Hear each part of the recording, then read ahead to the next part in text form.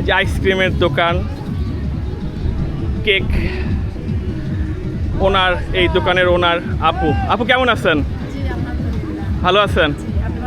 জি আপু ভালো আছি আপনাদের দোয়ায়। এখানে কেকগুলো কি আপনার হ্যান্ডমেড? জি, হোমমেড কেক এগুলো। হোমমেড, আর সাথে আইসক্রিম। সাথে আইসক্রিম, বিভিন্ন ব্র্যান্ডের মনে হয় আইসক্রিম আছে এখানে না? বেচে কিনা কেমন হচ্ছে আপু? জি আলহামদুলিল্লাহ ভালো। প্রথম দিনে অনেক বেশি ভালো হয়েছে। হ্যাঁ। কালকে মোটামুটি ছিল। সবাই ওই যে অফিস টফিস খুলে গেছে, সবাই নিজের কর্মজীবনে আগামীকাল আরো আশা করা যায় যে শুক্রবার হ্যাঁ, করতেছে। শুক্রবার। তারপরে তো মানে সন্ধ্যার পরে মোটামুটি ভালো লোকজন হয়। হ্যাঁ, সন্ধ্যার পরে মোটামুটি লোকজন হয়, যাক ভালো লাগলো। আপনাদের মতো স্মার্ট আপুরা এই ধরনের মেলায় আসলে ভালো লাগে। আমি মূলত নগাতেই করি, এই প্রথম বাইরে আসা আর কি। বাইরে আসা। হ্যাঁ, আমার বাসা নগাতে, আর বরাবর নগাতে যত মেলা হয় আর কি নগাতেই করা হয়। আর খারাপ না তো আপু। আমার একটা বুটিক্স মানে শপ আছে, সেটার নাম হচ্ছে নকশি বুটিক্স। আমি মূলত বুটিক্স বিজনেস করি আসলে। ও খুব সুন্দর। আর বছর কয়েক থেকে এই খাবারের মধ্যে আসা হয়েছে। খাবারের মতো জি, খাবার রেস্টুরেন্ট।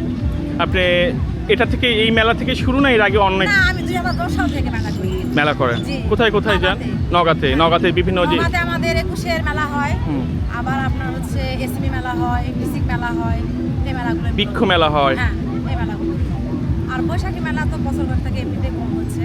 আমাদের মিউজিকের মেলাটাই হয় বেশি, আবার এসএমই মেলাটা হয়। আর 21 পরিষদের মেলা তো প্রত্যেক বছর ধরে ওটা মাস্ট হয়। কিন্তু আমি মনে করি যেমন আমাদের এলাকায় বৈশাখী মেলাটা হইতেছে, এটা সব এলাকায় হওয়া উচিত। হ্যাঁ, কারণ গ্রাম বাংলার মানুষের পরিচয়, ঐতিহ্য এটা একটা। মেলা হওয়াটা আমি মনে করি যে মানে আমাদের যে নতুন জেনারেশন যে আসতেছে, এটা যে বাংলা আমাদের যে ঐতিহ্য এটা জানবে। আমরা কিন্তু সবাই কিন্তু ইংরেজি বছরের সালটা কিন্তু জানি। অনেকেই যদি জিজ্ঞেস করি যে বাংলার সন কত, এটা বলতে পারবে না আসলে।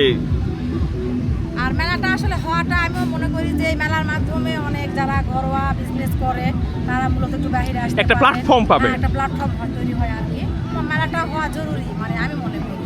অবশ্যই, কারণ আমরা অনেক মেয়েরা আছে, অনেক প্রতিভা আছে। জি জি, এখন তো মেয়েরা ঘরে বসে অনেকে অনেক কাজ করে। অনেকে এই মেলাগুলো হলে তারা প্ল্যাটফর্ম পাবে, আসতে পারবে হ্যাঁ, তাদের। এখন নারী উদ্যোক্তা বহু এখন মানে ঘরে ঘরে। কিন্তু এগুলো হচ্ছে আপনার বিভিন্ন এলাকায় বলতে আমাদের এই ছোট ছোট শহরগুলোতে কিন্তু হ্যাঁ। কম। মানুষজন ভাবে লজ্জা পায় যে লজ্জা, কে কি এটাই। বলবে।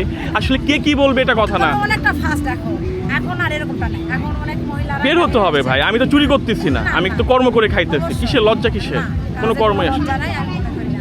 যাক ধন্যবাদ আপু, খুব ভালো লাগলো। আপু বেচা কিনা করেন? তাহলে খুব ভালো লাগলো এই যে আন্টির আসছে বাচ্চাদেরকে নিয়ে গরমের মধ্যে একটু আইসক্রিম খাবে। যাক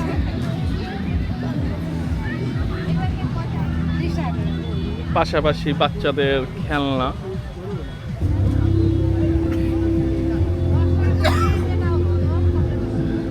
ভাইরা হচ্ছে ব্যস্ত, জিনিসপত্র মনে হয় সেটিং টেটিং নিয়ে ব্যাটারি ট্যাটারি লাগাইতেছে।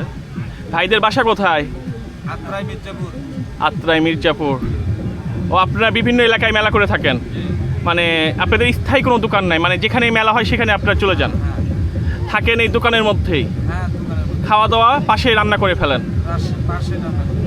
যাক, মানুষের জীবনগুলো আসলে কতটা কঠিন বলতে পারবেন।